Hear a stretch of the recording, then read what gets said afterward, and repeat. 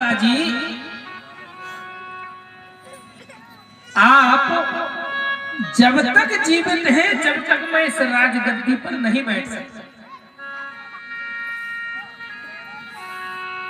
राजा मनु ने कहा नहीं बेटा, मैं भगवान का भजन करना चाहता हूँ, आपको बैठना पड़ेगा। बेटे ने फिर चरण पकड़े, पिताजी जब तक आप जीवित हो जब तक मैं गद्दी पर नहीं बैठूंगा। लेकिन गोस्वामी जी ने लिखा कि जबरदस्ती बिठा दिया। बरबस राज ने पही सुतही न पुदीना। जबरदस्ती अपने बड़े बेटे को राजगद्दी पर बिठा दिया। जाने लगे तो पत्नी ने पैर पकड़ लिए, माता शत्रुपा ने कहां जा रहे हैं? राजा मनु ने कहा अब हम बन जा रहे हैं, और बन भी गजब की बात है। आज तक मैं अभी बन नहीं पाया, बनने के लिए बन जा रहा हूँ, भगवान के चरणों की सेवा के लिए जा रहा हूँ। माता शत्रुपा ने कहा आप अकेले कैसे जाओगे, ये दासी आपके साथ चलेगी। तो गोस्वामी जी ने लिखा बरबस राज सुतहिन पोदीना, पत्नी सहत गवन बन कीना। अब महाराज एक बात कहूं, नकल में भी अकल की जरूरत होती है। सत्यकेतु जो प्रताप भानु के पिता हैं, इन्होंने देखा कि राजा मनु ने ऐसा किया, इनका बड़ा यश हो रहा है, जब तक रहे राज्य का प्रतिपाल किया, प्रजा का हित जान देखते रहे, परिवार को भी बनाया, प्रजा को भी बनाया।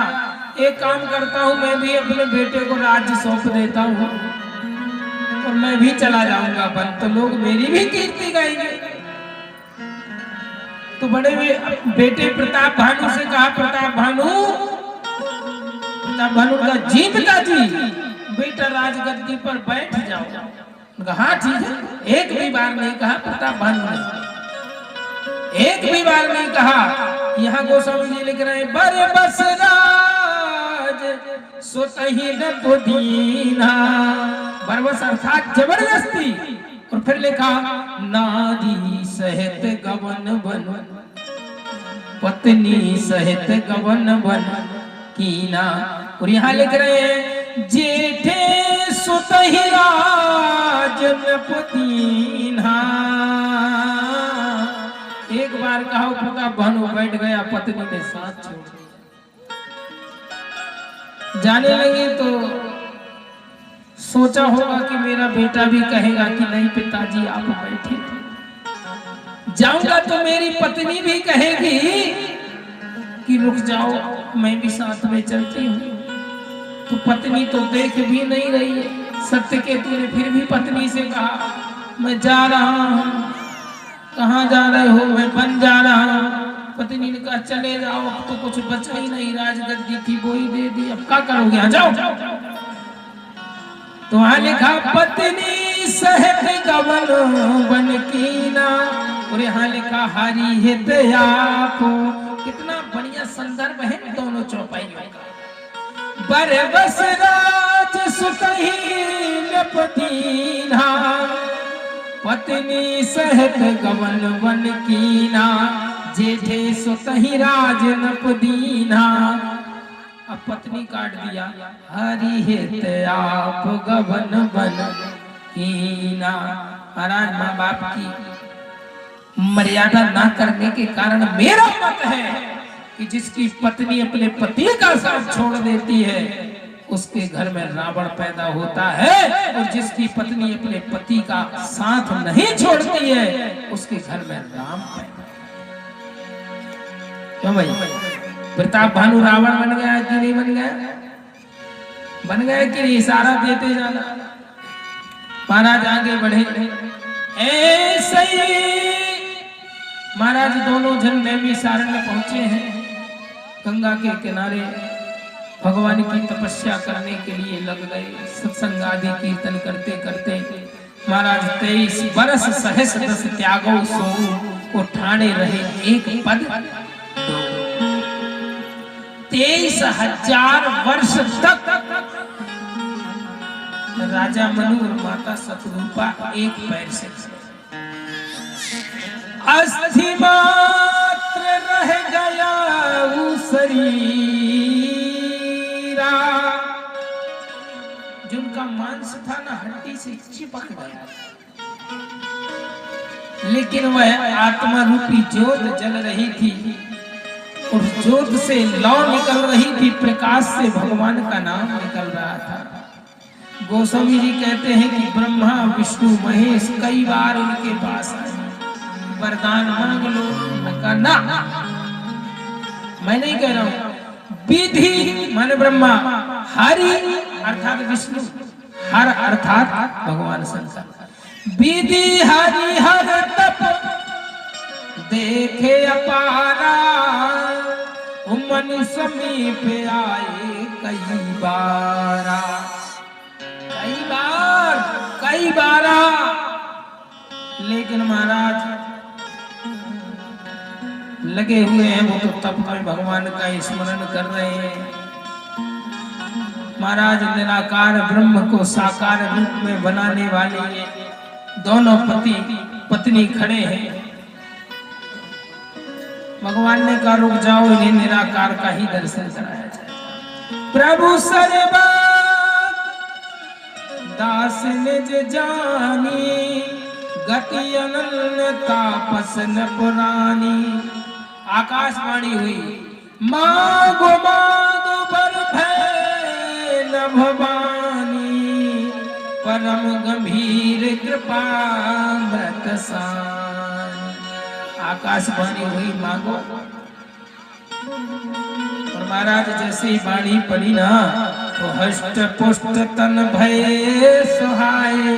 अभी लिखा था कि हड्डियों में ये मांस चिपक गया, लेकिन भगवान की कृपा और भगवान की वाणी वह सुनते ही ऐसे दोनों हो गए जैसे मानो अभी तैयार होकर के सीधे भवन से चले।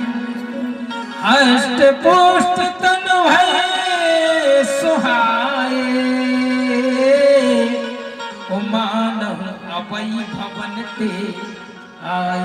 जैसे आप लोग कथा में आते हो ना तो थोड़ा सा सोचते हो चलो कपड़े पहन लिए, थोड़ा कंघी कर ले, थोड़ा तमाम, फिर आता है तो लगता है ना सीधे सीधे घर से ही चले आ रहे हैं। और इनके बीच में अगर एक आध कोई किसान बेचारा खेत से आए तो अलग ही नजर आता है। जैसे भी हमारे भैया आया है ना, एकदम तैयार होकर के आए, तो सब लग रहा है कि तैयार होके आए या बाहर से कोई मीटिंग करके आए, तो स्पष्ट नजर आता है। हष्ट पुष्ट तन भय सुहाए, मानहु अबई भवन ते आए। सुन सेवक सुर तरु सुर धेनु, विधि हरिहर बंदत पद रेनु। महाराज वंदना कर रहे हैं, लेकिन उन्होंने कहा मांगो क्या चाहे, तो बोले ऐसे नहीं मांगेंगे, मांगना तो है लेकिन पहले मुझे वह स्वरूप दिखाया। और जानते हो कौन सा स्वरूप? भगवान राघवेंद्र सरकार का। कौन सा स्वरूप? जो कागभूषुंड जी और भगवान शंकर के हृदय रूपी मान सरोवर में जो स्वरूप, जिनका नाम हर भगवान राघवेंद्र सरकार कृपालु कैसे प्रकट हुए। नील सरो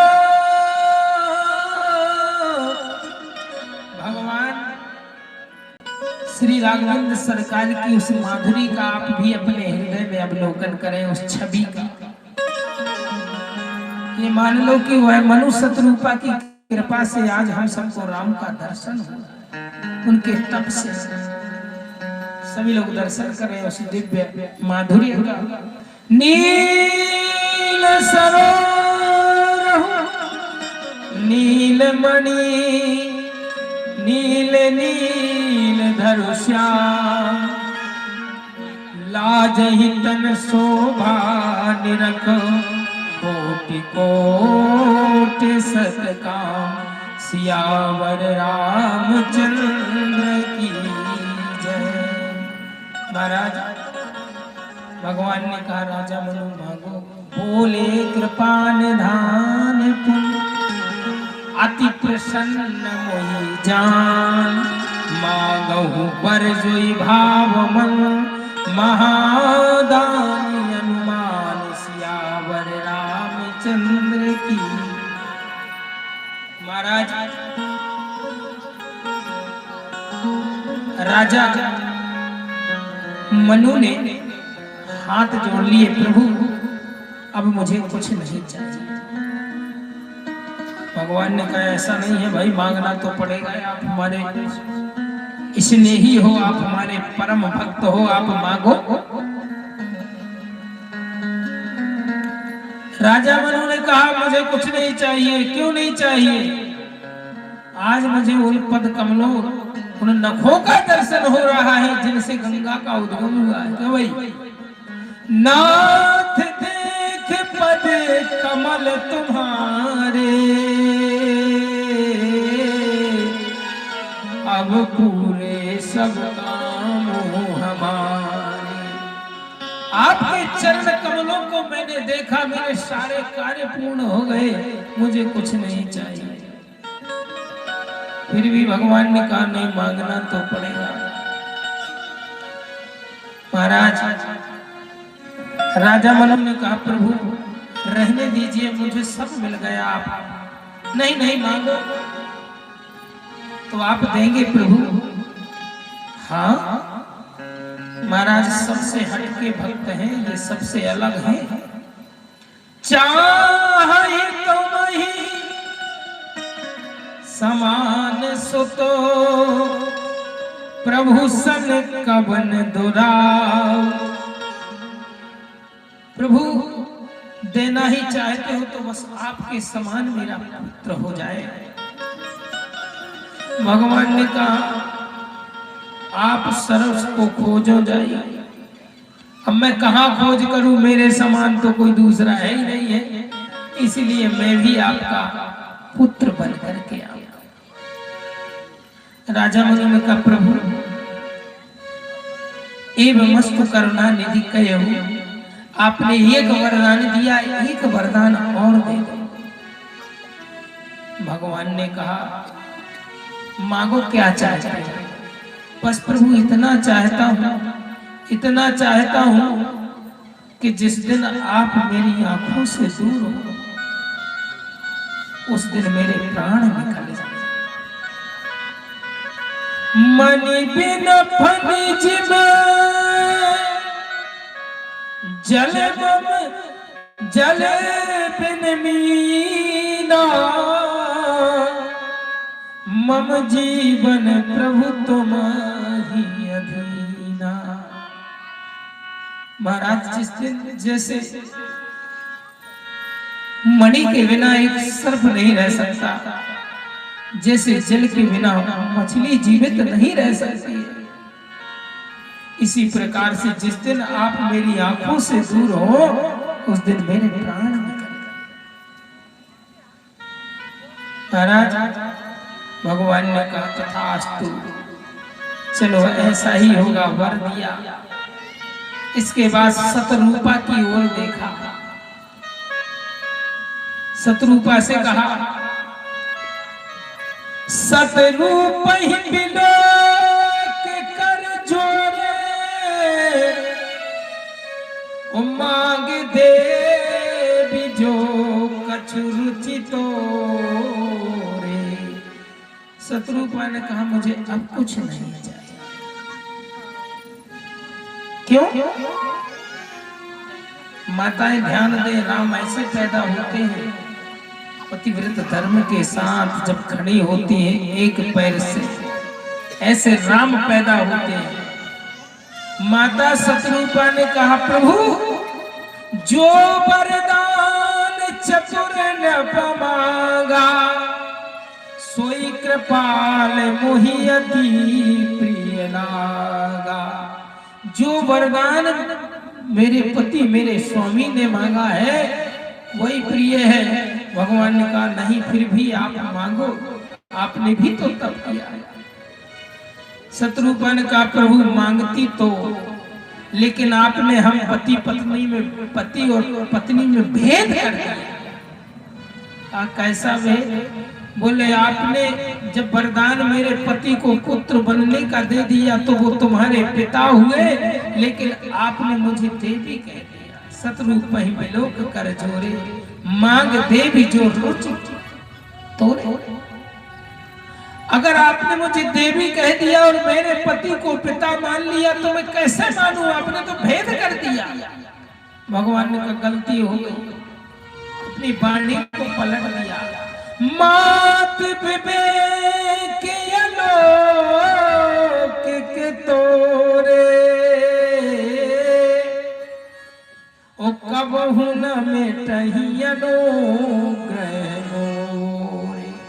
हे मां, क्या कहूं तेरे विवेक की। एक वरदान तो ये भी दे दिया, कभी मेरे प्रति तेरा अनुराग, तेरा प्रेम कभी मिटने वाला नहीं है। कहा मांगो माता क्या चाहती हो? शत्रुपा ने कहा प्रभु 6 चीजें मांगी है एक ही साथ।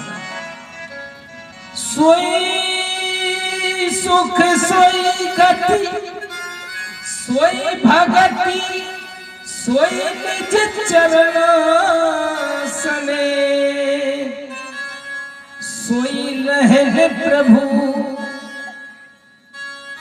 हम ही कृपा कर दे। 6 चीजें मांगी हैं। सोई सुख, वही सुख जो एक भक्त को भक्ति का प्राप्त होता है। वही गति, जैसे महाराज गति जी गीधरा टाइप जैसी गति एक भक्त की जैसी गति होती है।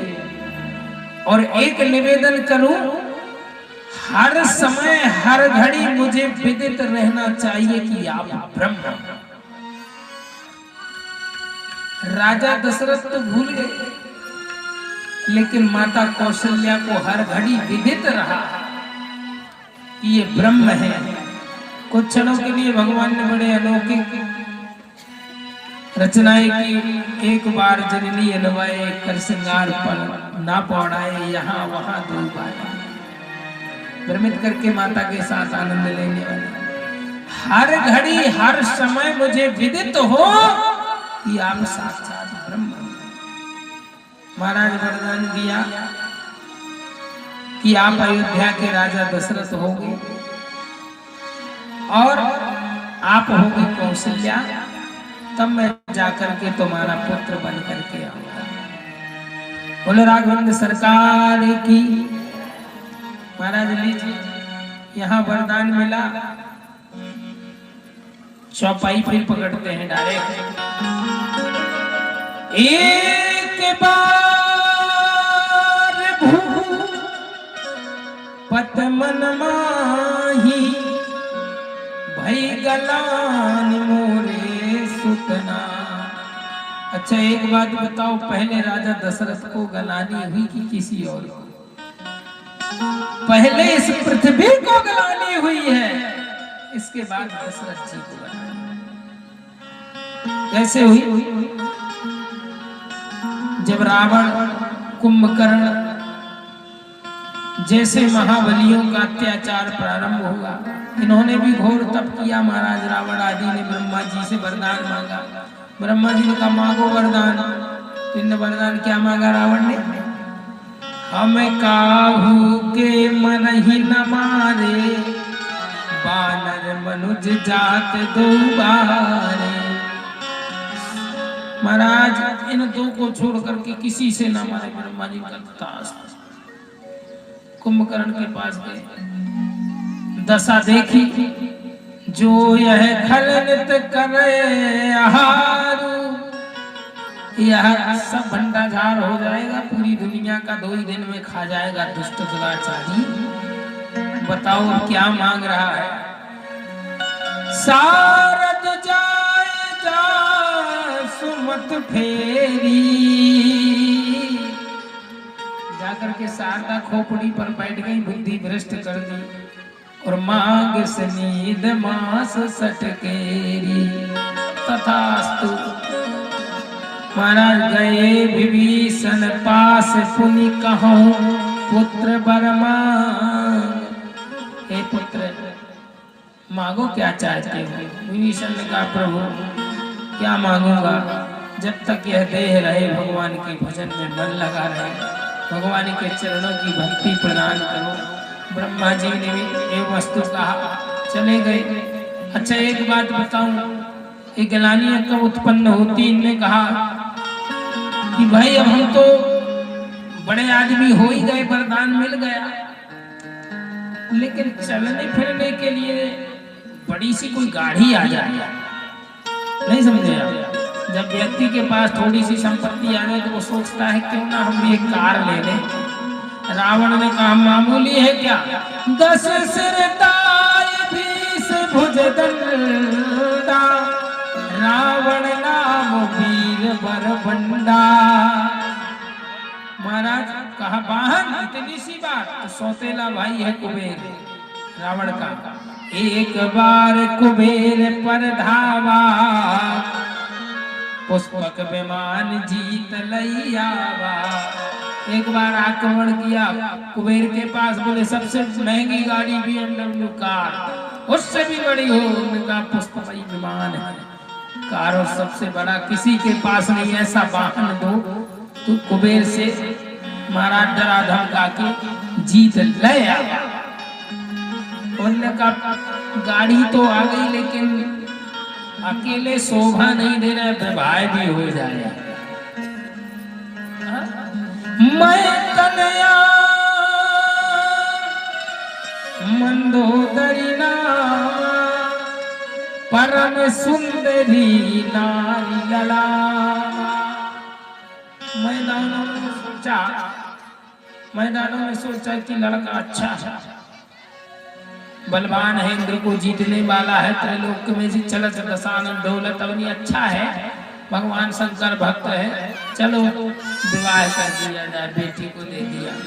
पंच कन्याओं में सबसे सुंदर है माता मंदोदरी, विवाह कर दिया गया। अब कहे यार इसको घर अच्छा दे दो, तो ब्रह्मा जी की रचित नगरी है ये पुरानी लंका जो समुद्र में है, मैदानों में निकलवाई, फिर से डेंटिंग पेंटिंग करवाई और कहा चलो अब तुम इसमें बढ़िया आनंद से रहो। अच्छा एक बात और मुझे याद आती है, नहीं को वस जन्मा जग माही, प्रभुता पाए जाए मद नाही। कोई दक्ष जैसी कहानी, अब विमान भी आ गया, सब मिल गया, तो उपद्रव चालू कर दिया। उन्होंने कहा एक काम करना, जहाँ कोई राम का नाम लेते मिले, विष्णु का भक्त मिले, बिल्कुल एकदम मार डालना, गोली मार देना उसको वहीं पर। उन्होंने कहा ठीक है। महाराज अति भ्रष्ट अचारा भाषण सारा, धर्म सुनिए नहीं काना। इतना भ्रष्टाचार पापाचार करहि अनीत जाय नहीं बरने, सीजहि विप्रधेनु सुरधर। महाराज एक बात बताना, भगवान कब आता है और दैत्य कैसे? भगवान हानि पर नहीं आता। हानि कब होती है और गलानी कब होती है? देखना आप, हानि पर चलते हैं, माँ नहीं मात पिता नहीं देवा, साधु सन करवा वही सेवा, जिनके जे आचरण भवानी, ते जानहु निश्चर सम प्राणी। जब जब हो धर्म कहानी, बाढ़ है असुर अधम अभिमानी। भगवान नहीं आया। कोई चोर चोरी करे तो हानि होती है, किसी को कोई मार भी डाले तो हानि होती है, लेकिन प्यारे गलानी भगवान नहीं आता हानि पर। भगवान कब आता है? जब किसी भरी सभा में कोई दुशासन द्रौपदी की साड़ी खींचता है, तब गलानी होती है। जब कोई गौतम ऋषि महाराज जब कोई इंद्र गौतम ऋषि का रूप धारण करके अहिल्या की इज्जत को बर्बाद करता है, तब गलानी होती है। जब कोई दुष्ट दुराचारी रावण साधु का भेष धारण करके सीता का हरण करता है, तब गलानी बाढ़ खल अरु चोर चुआरा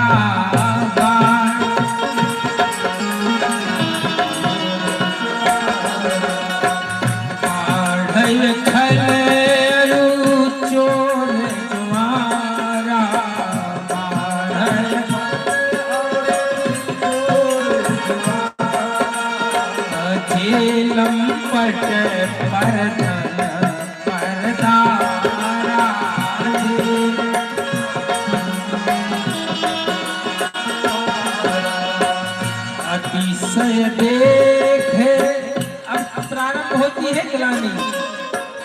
अतिशय देखे धर्म कय ग्लानि, अतिशय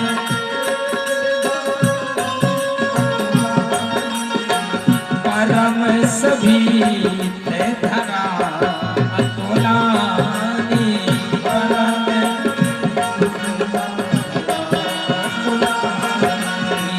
परम सभी ते धरा अतुलानी।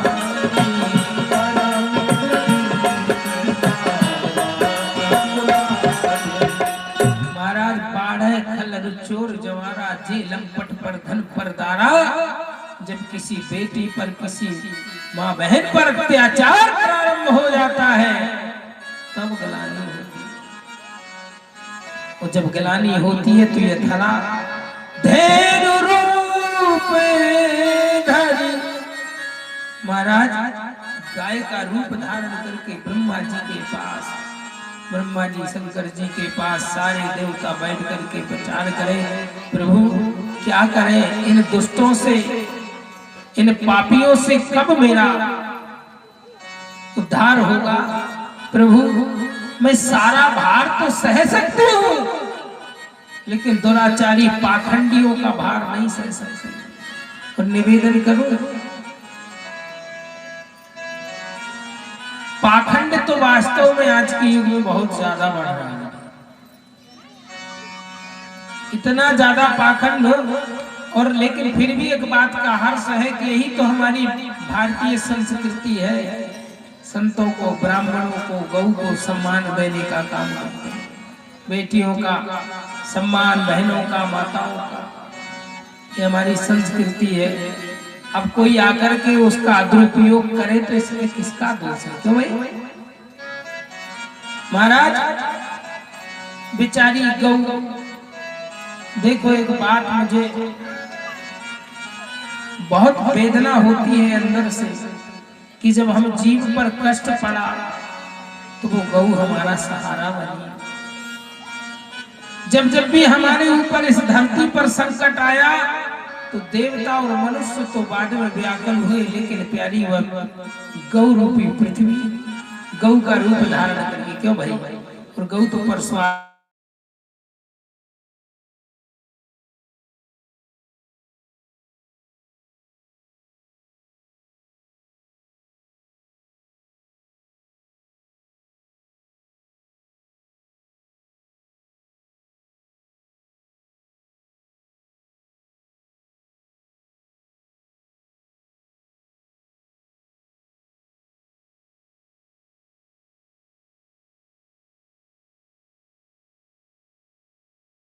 व्यवस्था, न भोजन की व्यवस्था है महाराज, और है भी तो पाखंड क्यों नहीं बढ़ेगा? भगवान अगर दे भी रहा है कि गौ की व्यवस्था करो, तो आज के समय में ऐसे लोग हैं कि खुद का पेट भरता ही नहीं, कभी दूसरे का क्या भरेगा। और जब तक इस गाय पर, एक बात कहता हूं, ये जो गाय के साथ अन्याय करता है फिर उसकी भी बड़ी दुर्दशा होती है। जब तक दूध देती रही तो आपने उसकी बहुत सेवा की, जिस दिन उसने दूध देना बंद कर दिया तो आपने उसे मरने के लिए रास्ते पर छोड़ दिया। याद रखना, अगर उसका अपमान होगा तो हमारा जीवन में कभी कल्याण नहीं होगा। हो सके तो अपने घर में जो बने सूखा भूसा ही तो खाती है, क्यों भाई?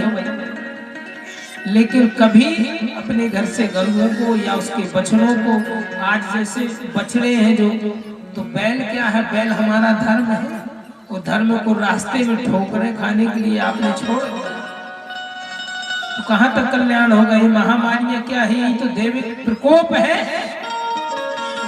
वो तो भगवान की कृपा है कि जो गौ की सेवा करते हैं, धर्म को मानते हैं, है ना, माँ बाप को मानते हैं, तो भगवान उनकी रक्षा करते हैं, क्यों भाई? इतनी बड़ी महामारी में यही अच्छा है कि ज्यादा विशेष कोई हानि नहीं है कि नहीं?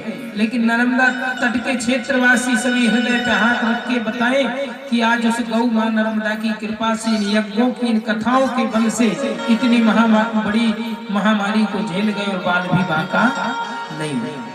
तो एक कृपा है। तो महाराज गौ माता गई, बोले पाखंड नहीं सहा जा रहा है, भ्रष्टाचार पापाचार करही अहित जाए नहीं बन, इतना दुराचरण फैल चुका है महाराज। सब देवता कहने लगे भगवान कहाँ मिलेंगे? तो भगवान शंकर ने माता पार्वती से कहा, देवी उस सभा में मैं भी था, तो मैंने कहा भगवान को खोजने की जरूरत नहीं है। अवसर पाकर के एक शब्द बोला कि वो स्थान मुझे बताओ कि भगवान है, कहाँ नहीं है ये बताओ, कहाँ है ये मत बताओ, कहाँ नहीं है वो जगह बताओ। तो मैं उस सभा में बोला और मैंने कहा, हरि व्यापक सर्वत्र समाना, हरि व्यापक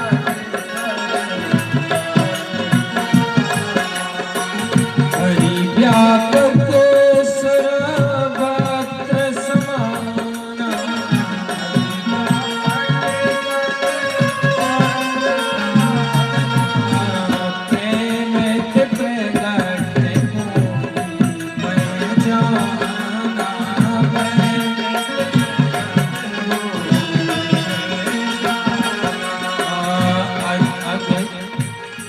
जग में सब रहत बिरागी, जग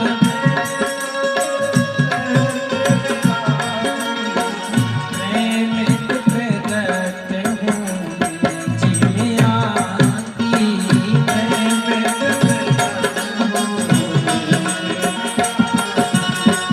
महाराज मैंने कहा देवताओं हे पृथ्वी, हरि व्यापक सर्वत्र समाना, ओ प्रेम ते प्रगट होई मैं जाना, अग जग में सब रहते बैरागी, प्रेम ते प्रगट होई जिमि।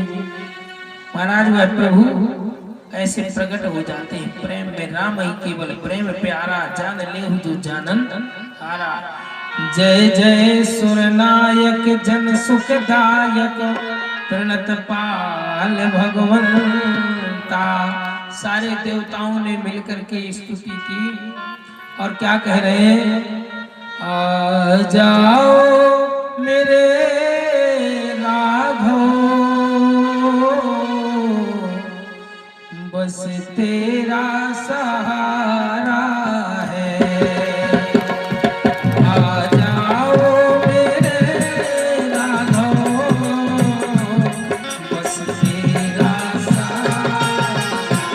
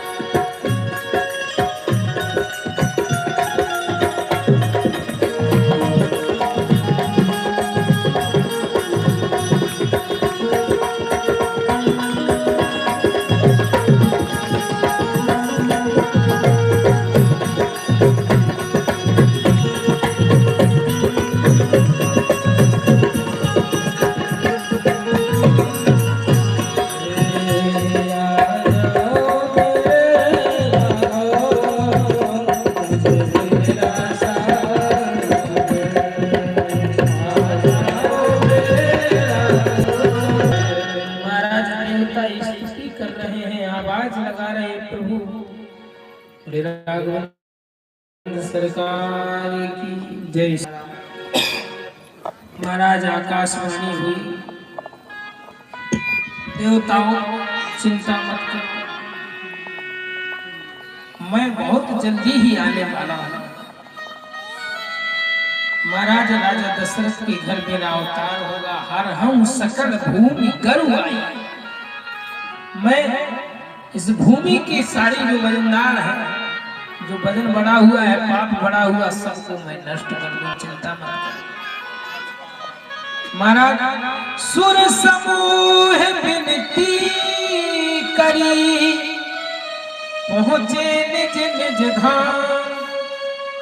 महाराज सारे लोग स्तुति करते हुए अपने अपने धाम को चले गए। जग निराठ प्रभु प्रगटे अखिल लोक विश्राम। चिंता मत करो देवताओं, कुछ क्षणों की बात है। भगवान ने इनको भी वरदान दिया। और गोस्वामी तुलसीदास जी ने फिर यहीं से शब्द लिखा, बोले एक बार भूपत मन माही, वो भाई गलानी मोरे सोतनाही। एक बार ही गलानी हुई। 60,000 वर्ष की आयु हो गई आज राजा दशरथ। 60,000 वर्ष बाद गलानी। महाराज 3,000 विवाह हुए हैं राजा दशरथ के। कितने? 3,000, जिसमें केवल हम 3 जानते हैं, कौशल्या, कैकेयी और सुमित्रा। 60,000 वर्ष की आयु हो गई, आज तक कोई संतान नहीं है। और 60,000 वर्ष के बाद लिख रहे हैं कि एक बार भूपत मन माही, ओ भई गलानी मोरे सोतनाही। आज गलानी क्यों हुई, इसके पहले क्यों नहीं हुई? उसका एक कारण है। महाराज राजा दशरथ मृगया के लिए बन गए, और जैसे ही बन गए तो वन में एक हिरनी के पीछे भाग गए, धनुष बाण लेकर के मृगया के लिए गए। मृगया अर्थात होता है शिकार खेलने के लिए। तो धनुष बाण लेकर के राजा दशरथ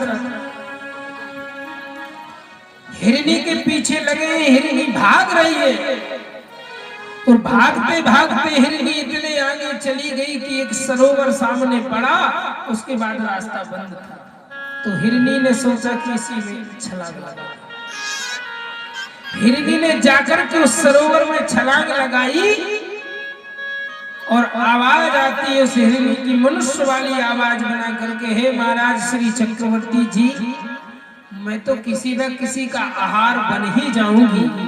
मुझे कोई ना कोई राजा आकर के मार ही डालेगा, लेकिन मैं इस जल में डूब के मरना पसंद करूंगी, लेकिन तुम्हारे हाथों से मरना पसंद नहीं करूंगी। राजा दशरथ ने कहा, क्यों? इसलिए कि आप निपुत्री हो। निपुत्री के हाथों मेरी मृत्यु होगी तो मेरा उद्धार नहीं होगा। इसीलिए मैं अकाल मृत्यु मर जाऊंगी, लेकिन निपुत्री के हाथ में। अब राजा दशरथ को गलानी होगी।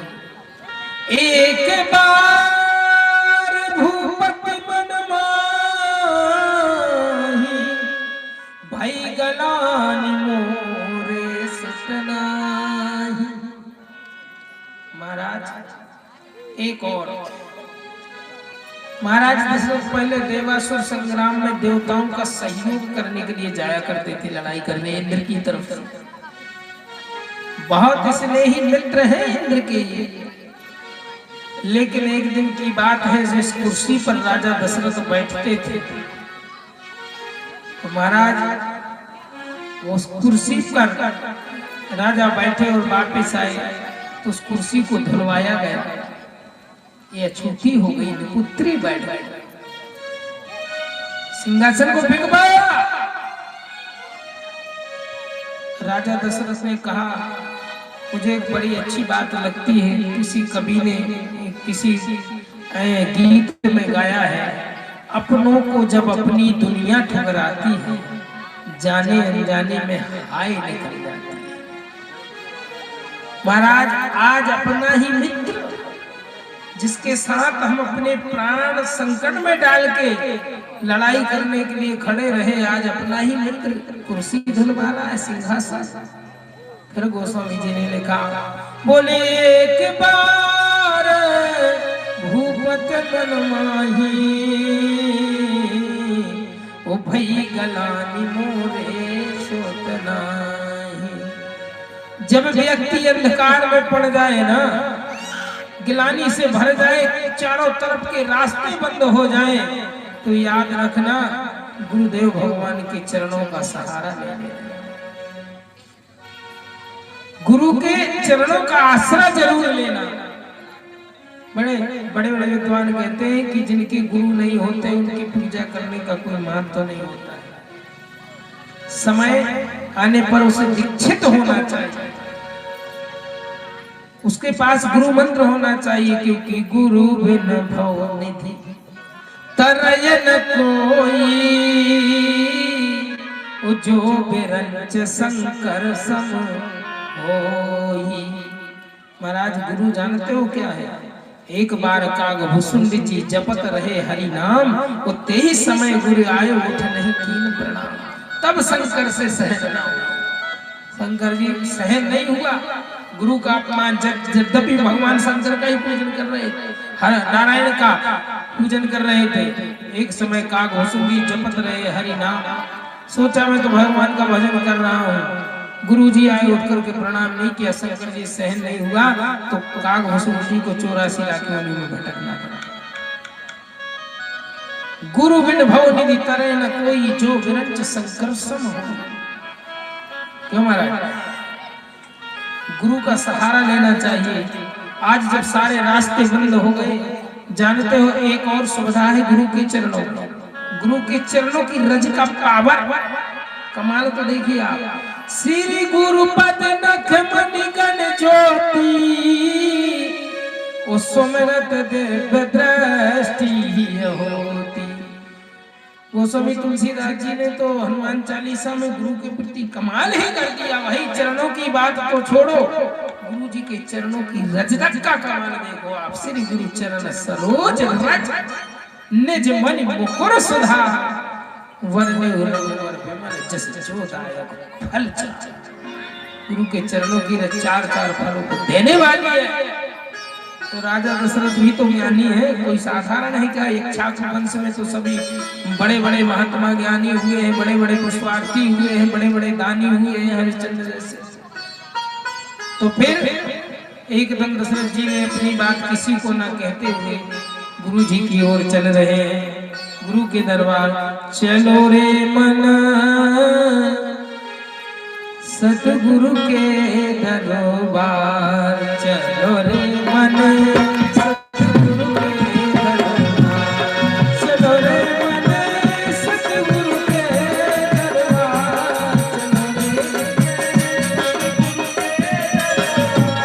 चलो रे मन सतगुरु के दरबार।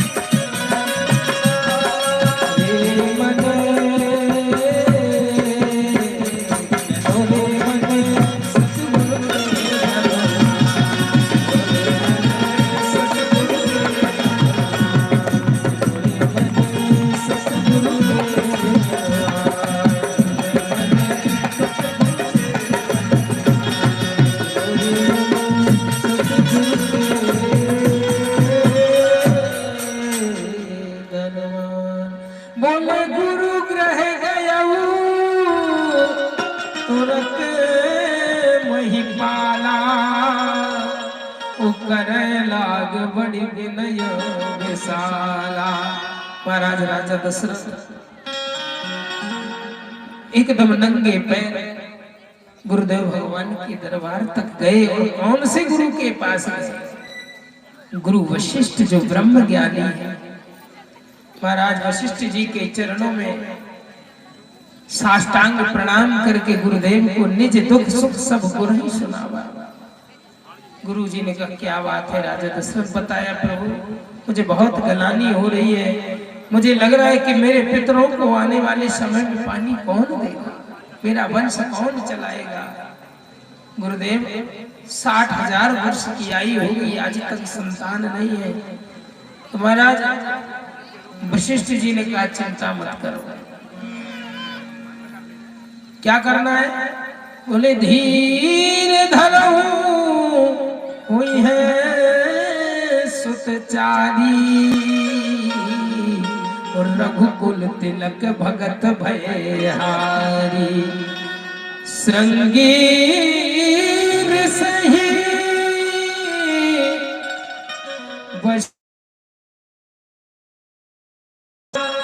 पुत्र काम सुजग करावा।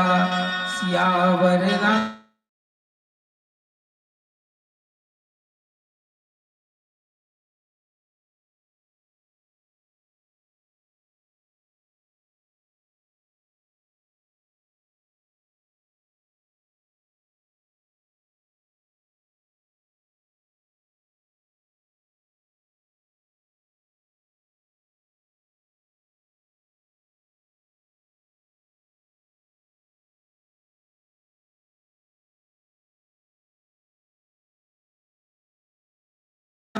है ना।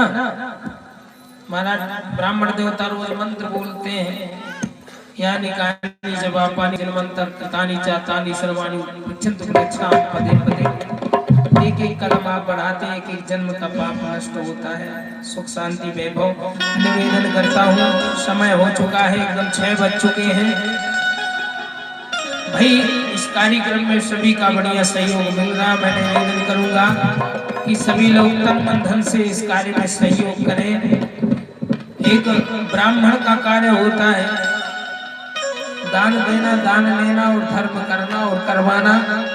हमारे महाराज जी बहुत महीनों से मेहनत कर रहे हैं। कई बार हमारी बीच में बात हुई, महाराज जी थोड़ी परेशानियां तो हैं, लेकिन भगवान की कृपा से हो जाएगा। तो मैं चाहता हूं कि आप लोग तन मन धन से सहयोग प्रदान करें और इस कार्य को विधिवत रूप से संपन्न कराएं। इष्ट मित्रों से सभी लोग रोज पधारें। केवल आज तीसरा दिन है, 6 दिन की बात और बस हो गया। फिर जब भगवान की कभी कृपा होगी तो पुनः फिर यज्ञ होगा, फिर कथा सुनने को मिलेगी। तो मैं निवेदन आप लोगों से करूं कि सब लोग यहाँ आकर के पूछें क्या कमियां हैं, क्या समस्याएं हैं। थोड़ा थोड़ा सहयोग करेंगे तो कार्य हो जाएगा, है ना। 4 जनों की लाकड़ी और 1 जन का बोझ। क्यों गुरु महाराज? तो जो भी है व्यवस्थाएं आप लोग देखे सुने।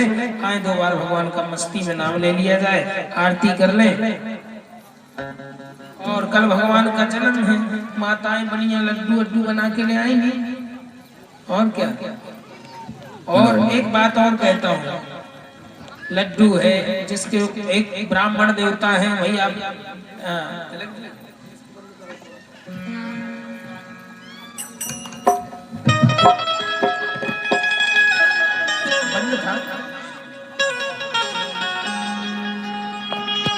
राघवन सरकार की वस्तु। मैं एक बात कहता हूँ, और भाई जैसे ब्राह्मणों को आप लोग मान लो नहीं बुला पाते हैं, और जिसकी इच्छा होगी ब्राह्मणों को भोजन कराया जाए तो अपने घर से दाल चावल आटा ही भेज दो, कोई दिक्कत नहीं है। तमाम सारी चीजें यज्ञ का है, बढ़िया सहयोग करो, है ना महाराज जी। गलत कह रहा हूँ भाई। ब्राह्मण क्या है, ब्राह्मण प्रसन्न तभी होता है जब वो मस्त खा पी के बैठा है।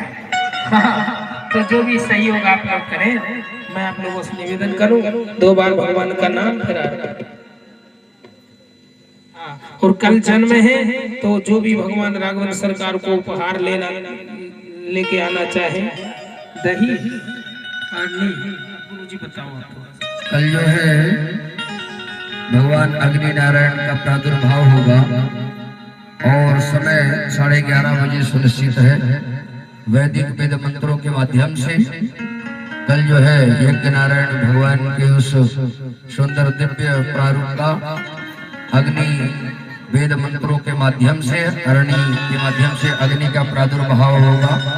आप सभी लोग भगवान अग्नि नारायण का दर्शन करेंगे, यज्ञ की परिक्रमा लगाएंगे और कल से सामूहिक हवन का भी क्रम प्रारंभ होगा। सभी लोग अपना धोती कुर्ता पहन के आएंगे, शुद्धता पवित्रता से प्रवेश मिलेगा। भगवान का सभी लोग 5-10 आहुति जिनके पास जो समय है वो हवन करेंगे और कथा में सभी लोग अधिक से अधिक संख्या में पहुंचकर महाराज जी का ये जो समय है, मेरा ऐसा मानना है कि यहाँ से लेकर के लोढ़ा पहाड़ सिद्धधाम महाराज जी के लगभग 20 कथा महाराज जी ने किया है। अनवरत अभी जो चल रहा है आपके आगा शौक में, वहाँ भी महाराज जी को जाना था, लेकिन उसके पूर्व मैंने 1 महीना से पहले समय ले चुका था, इसलिए नहीं पहुँच पाए। और यहाँ बनवारी दास महाराज जी का बहुत प्राचीनतम स्थल है, यहाँ भी कई कथा की और ज्योतिश्वर जगत गुरु शंकराचार्य जी के आश्रम में इन्होंने मतलब आज से पहले से भगवान की कथा कर रहे हैं, भगवान की कृपा है।